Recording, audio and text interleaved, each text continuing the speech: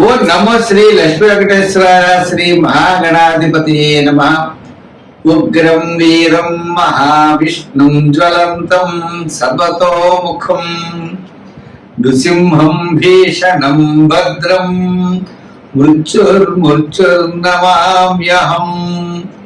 ప్రేక్షకులకు నమస్కారాలు తెలియజేస్తూ మనం జూలై మాసంలో మన రాశులకు ఎలా ఉంటాయో తెలుసుకుందాం. జూలై మాసంలో గ్రహాల యొక్క పరిస్థితి ఎలా ఉన్నది, ఏ గ్రహాలు ఎక్కడ ఉన్నాయి తెలుసుకుని మనం ఒక్కొక్క రాశి గురించి కూడా తెలుసుకుందాం. అయితే మరి జూలై మాసంలో గ్రహాలన్నీ ఎక్కడ ఉన్నాయా అంటే మిథున రాశిలోకి వచ్చేటప్పటికి గురుడు రవి మిథున రాశిలో ఉన్నారు. వృషభ రాశిలో శుక్రుడు ఉన్నాడు. మరి కర్కాటక రాశిలో బుధుడు, సింహ రాశిలో కేతువు, అంతేకాకుండా మరి కుజుడు కూడా సింహరాశిలోనే ఉన్నాడు. మరి సప్తమ స్థానమైనటువంటి కుంభ రాశిలో రాహు ఉన్నాడు. మీనరాశిలో శని. మరి చంద్రుడు 27 రోజులు 27 నక్షత్రాల్లోనూ సంచారం ఉంటుంది. కాబట్టి మనకి మన యొక్క రాశులకి జూలై నెలలో మనం ఎలా ఉంటుంది, ఏ విధమైనటువంటి సులభమైన పరిహారాలు మనం చేసుకోవచ్చు, చేసుకుంటూ ఏ విధమైనటువంటి కార్యాన్ని మనం పూర్తి చేయగలుగుతాం అని మానవుని యొక్క ప్రయత్నం. ఆ ప్రయత్నంతో పాటు దైవ బలాన్ని సంపాదించడం కోసం మనం తప్పకుండా తెలుసుకుంటాం. ఇబ్బందులు వస్తాయి అనుకున్నప్పుడు వాటిని అవాయిడ్ చేస్తాం. అనుకూలంగా ఉన్నప్పుడు కాస్త వేగంగా మన ప్రయాణాన్ని ముందుకు సాగిస్తాం. ఆ విధంగా గ్రహాలు ఎప్పుడు కూడా జ్యోతిషం అంటే కాంతిని ఇచ్చేది, మనల్ని నడిపించేది, మనం చూసుకుని నడిచేది. ఈ విధమైనటువంటి ఆలోచనతో మనం ముందుకెళ్ళాలి. తప్పనిసరిగా ముందుగా మనం మేష రాశి గురించి జూలై నెలలో ఎలా ఉందో తెలుసుకుందాం. సింహరాశి. ఈ జూలై నెల సింహరాశి వారికి అత్యద్భుతంగా ఉన్నది. గ్రహాలన్నీ కూడా చాలా అనుకూలంగా ఉన్నాయి. ఒక శాటర్న్ తప్ప చెప్పాలంటే రాశిలో కుజుడు కూడా ఉన్నాడు. ఇదే రవి మంచి పొజిషన్ లో ఉన్నాడు. అలాగే బుధుడు ఏ స్థానంలో ఉన్నప్పటికీ శుక్రుడు, రవి, గురుడు ఇలా మిగిలిన గ్రహాల యొక్క అనుకూలత వల్ల కూడా ఈ జూలై నెల ఈ సింహరాశి వారికి అత్యద్భుతమైనటువంటి ఫలితాలు పొందగలుగుతారు. కుటుంబ ఆర్థిక సంతానపరమైన వ్యవహారాలు చాలా ప్రోత్సాహకరంగా ఉంటాయి. బంధుమిత్రుల యొక్క సహాయ సహకారాలు అనుకూలిస్తాయి. ఆత్మస్థైర్యం పెరుగుతుంది. ఆరోగ్యం మెరుగవుతుంది. మీ యొక్క ఆలోచనలు, విధానాలు అన్ని అనుకూలంగా ఉంటాయి. అకారణంగా ఏదో కొన్ని నిర్ణయాలు తీసుకుంటారు. అవి జాగ్రత్తలు తీసుకోవాల్సిన అవసరం ఉన్నది. స్వల్పమైన సమస్యలున్నా వాటిని తప్పకుండా మీరు అధిగమిస్తారు. ఉద్యోగపరమైన అభివృద్ధి, నిరుద్యోగుల అవకాశాలు లభిస్తాయి. కోర్టు వ్యవహారాలు లాభిస్తాయి. ప్రభుత్వపరమైనటువంటి విషయాల్లో ఉద్యోగస్తులకి చాలా ప్రోత్సాహకరంగా ఉంటుంది. వృత్తుల వారికి కూడా, న్యాయవాదులకి, కళారంగం వారికి, చిన్న వృత్తులకి, కార్మికులకి అనుకూలంగా ఉన్నది. వ్యాపారపరమైన ఆర్థిక లావాదేవీలు కూడా మొట్టమొదటి 15 రోజులు చాలా అత్యద్భుతంగా ఉంటాయి. తర్వాత 15 రోజులు సామాన్యంగా ఉంటాయి.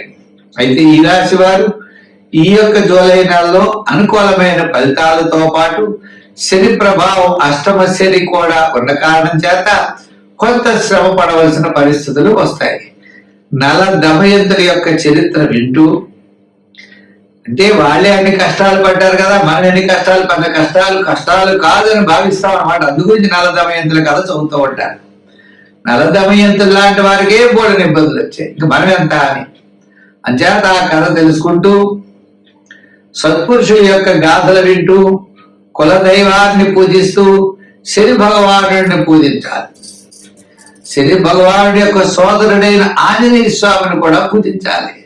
సుందరకాండ పారాయణ చేయండి, లేదా సుందరకాండలో ఒక్క శ్లోకమైనా రోజు పఠించండి. హనుమాన్ చాలీసా చదవండి. దానాల్లో తిలదానం, కందులు దానం చేయండి. ఈ కందులు కూడా ఎర్రగుడ్డలో కట్టి ప్రవహించే నదిలో మంగళవారం నాడు మీరు వెయ్యండి. కందిపప్పును వేయండి. తప్పనిసరిగా జలచరాల ఆహారంగా స్వీకరించి మీకు అనుకూలమైనటువంటి ఫలితాలు మీకు తప్పనిసరిగా కుజగ్రహం మీకు లభిస్తాయి. స్వస్తి. జూలై నెల, ఈ జూలై నెలలో కన్యా రాశి వారికి ఆత్మస్థైర్యంతో ముందుకు వెళ్తారు. కోర్టు వ్యవహారాలు లాభిస్తాయి. ప్రభుత్వ సంబంధమైన వ్యవహారాలు, ఏదైనా మనకి రావాల్సినటువంటి బాకీలు, అదేవిధంగా బ్యాంకు రుణాలు, ఇటువంటివన్నీ కూడా అనుకూలిస్తాయి. నిరుద్యోగులకి చిన్న చిన్న ఉద్యోగాలు చేసే వారికి అవకాశాలు లభిస్తాయి. ఉద్యోగస్తులకు కూడా అధికారుల యొక్క మెప్పు పొందుతారు. వృత్తుల్లో చాలా అనుకూలంగా ఉంటుంది. కీర్తి ప్రతిష్టలు పెరుగుతాయి. కార్మికులకి చిన్న చిన్న వ్యాపారాలు, చిన్న చిన్న వృత్తులు చేసే వారందరికీ కూడా ఈ జూలై నెల అనుకూలంగా ఉంటుంది. వ్యాపార పరంగా ఆర్థిక లావాదేవీలు ఆషాఢ మాస కారణంగా కొంత తగ్గచ్చు, కానీ తర్వాత అయినప్పటికీ కూడా ఈ యొక్క వ్యాపార పరమైనటువంటి ఆర్థిక లావాదేవీలు కన్యా రాశి వారికి అనుకూలంగా ఉన్నాయి. ఎందుచేత అంటే బుధుడు లాభస్థానంలో ఉన్నాడు, రవి దశమంలో ఉన్నాడు. అంచేత వృత్తులు అత్యద్భుతంగా ఉంటాయి. అంటే మీ క్యాలిక్యులేషన్స్, ప్రణాళికలు సక్సెస్ఫుల్ గా ఉంటాయి. ఇంకా రాహు ఉన్నాడు షష్ఠ స్థానంలో, ఆయన కూడా మంచి అనుకూలమైనటువంటి ఫలితాలు ఇస్తాడు. అంచేత వ్యాపార పరంగా, వృత్తుల పరంగా, ఉద్యోగ పరంగా అనుకూలమైనటువంటి వాతావరణం మరి జూలై నెల మనకి తప్పనిసరిగా కనబడుతోంది.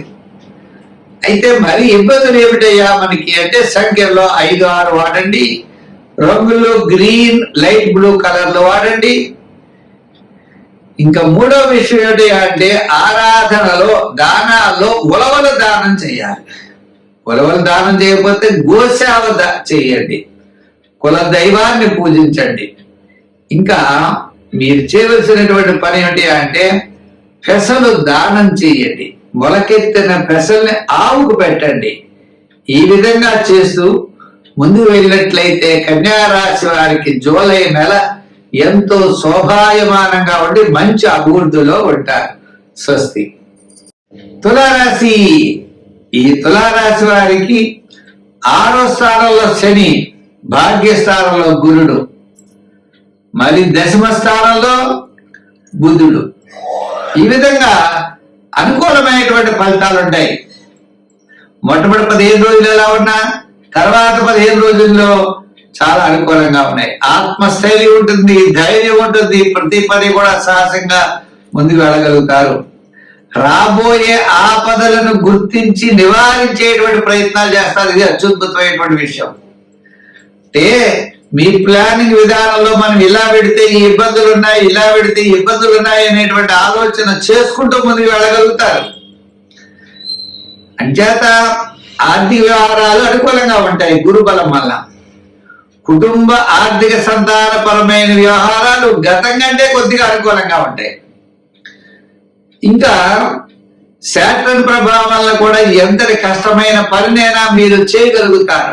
ఆత్మస్థైర్యం, ధైర్యం అన్నీ కూడా ఉంటాయి. చిన్న చిన్న కోపము, మరి పంచమ స్థానంలో రాహు ఉండడం వల్ల కోపము, ఇరిటేషను, ఆకస్మిక నిర్ణయాలు, కొంత ఇబ్బందులు అప్పుడప్పుడు కలిగించేటువంటి పరిస్థితి కనపడుతోంది. కనపడినా వాటిని పక్కన పెట్టి విజయం వైపుకు ముందుకు వెళ్ళగలుగుతారు. విద్యార్థులకు మంచి అవకాశాలు ఉంటాయి. మహిళలు కూడా సమాజంలో ముందుకు దూసుకు వెళ్ళగలుగుతారు. వృత్తుల పరంగా కలిగిన వారికి కూడా డెవలప్మెంట్స్ చాలా బాగున్నాయి. ఐటీ రంగము, షేర్స్, రియల్ ఎస్టేట్, ఇలా ఇటువంటి రంగాల వారికి అందరికీ కూడా అనుకూలంగా ఉన్నాయి. మరి కుజుడు కూడా లాభస్థానంలో ఉన్నాడు. వీరికి స్థిరాస్తి వ్యవహారాలు కూడా లాభించేటువంటి పరిస్థితుల్లో కనబడుతున్నాయి. చేత మొత్తం మీద ఈ జూలై నెల వీరికి అనుకూలమైనటువంటి వాతావరణంలో ముందుకు వెళ్ళేటువంటి పరిస్థితులు ఉన్నాయి. మరి కొన్ని విషయాల్లో మాత్రం జాగ్రత్తలు తీసుకోవాల్సిన అవసరం ఉన్నది. పంచమంలో ఉన్న రాహువునకు తప్పనిసరిగా అమ్మవారి యొక్క ఆరాధన చేయాలి. శివపార్వతులు కలిగిన దేవాలయానికి వెళ్ళి ఆ యొక్క శుక్రవారం నాడు అమ్మవారికి గౌరీ పూజ చెయ్యాలి. కుల దైవాన్ని పూజించాలి. గౌరీ పూజ చెయ్యాలి. గాజుల్లో లాంటివి అమ్మవారికి ఇవ్వాలి. జాకెట్టగొడ్డ గాజులు అమ్మవారికి సమర్పించి పుష్పాలతో, తెల్లని పుష్పాలతో అమ్మవారిని పూజిస్తూ ఉండండి. మీకు అవకాశం ఉన్నప్పుడు దుర్గా సప్తశ్లోకి అనే దాన్ని పఠిస్తూ ఉండండి. శుక్రవార నియమం చేయండి.